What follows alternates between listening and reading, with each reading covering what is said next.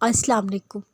تم اس اللہ پر یقین رکھو، ایسا یقین جو ہر شخص سے پاک ہو، بے سکونی بھر جائے، عبادت کا وقت بڑھا دے، اللہ سے باتیں کرے، اپنے دکھ کا مداوع اسی سے مانگے۔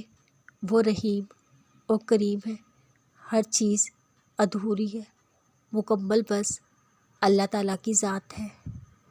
منزل سب کی اللہ ہے، محبت، غم، آزمائش یہ تو بس سفر کا حصہ ہے۔ اللہ پر بھروسہ ہے، وہ میرا دوست ہے جو مجھے کبھی تنہا نہیں چھوڑے گا۔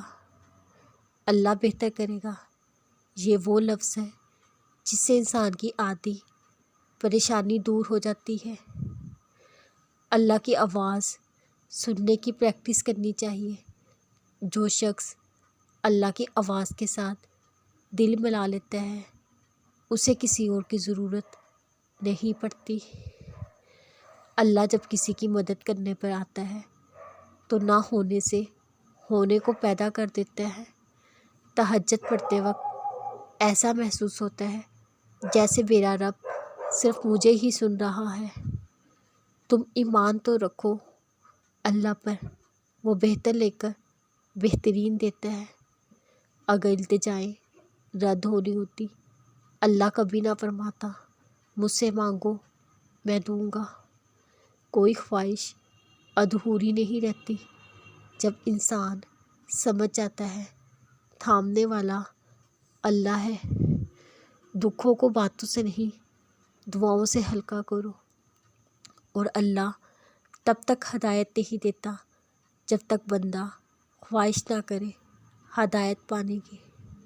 میں بے یقینی کے کسی حرف کو چھو نہیں سکتی، میں نے یقین کے ہر درجے پر اپنے اللہ کو پایا۔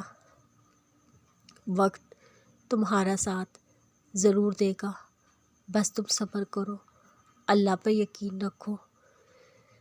دل میں اللہ سما جائے، آنکھیں غم میں مسکراتی ہے۔ سب سے طاقتور لائن اللہ میرے ساتھ ہے۔